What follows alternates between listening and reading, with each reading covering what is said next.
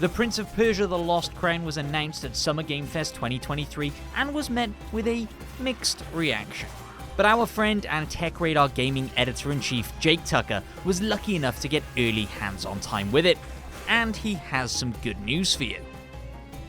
Prince of Persia: The Lost Crown is one of the best feeling 2D games I've ever gotten my hands on.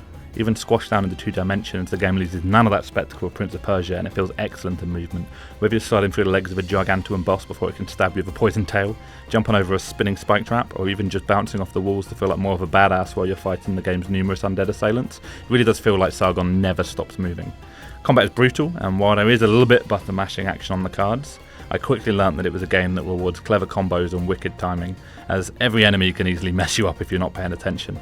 Very little risk of that though, because the fluidity of movement makes its way into the fights too, so you can slide into combat before pressing attack, and that will see you knock an enemy into the sky with the sort of precision fighting game players can only dream of.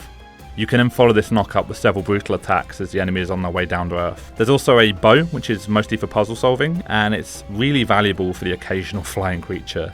In any other game, the implementation here would be really nice and slick. All you need to do is you just flick your stick, press the bow button, you'll fire no problems. Dull here when you could be leaping through the levels or getting stuck in with Sargon's twin swords. Now I just wish that I had time controlling powers so I could skip the launch day. In these times of darkness, hope is the only thing that keeps us fighting. One of the best feeling 2D games I've ever got my hands on. Count me in.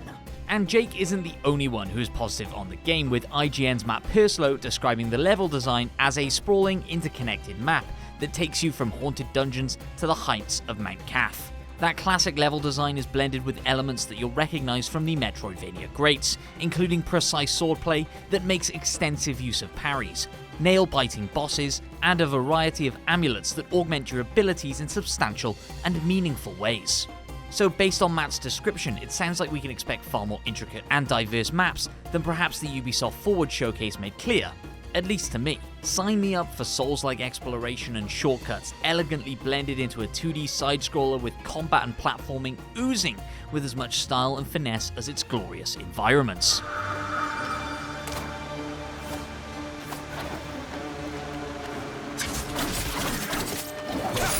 Another aspect of the game that piqued my interest was the stylistic combat finishes that are somewhat reminiscent of the Sands of Time.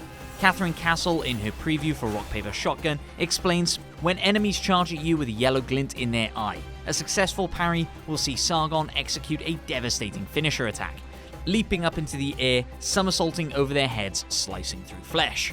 It requires reasonably precise timing, but the window isn't so narrow as to feel punishing or frustrating. I was still able to parry correctly when dealing with multiple enemies on screen coming at me from all angles. And I was also pleased to see that you can deflect incoming arrows too, which felt extra stylish and amped up the smug factor. It's these aspects that harken back to the franchise entries that people are nostalgic for, that display that Ubisoft Montpellier understand what this series is all about.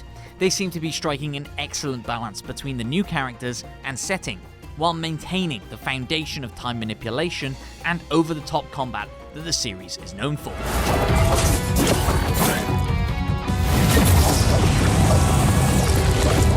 The Prince of Persia franchise is over 34 years old and has over 20 games in its catalogue, and throughout that long history, it's certainly had its fair share of ups and downs.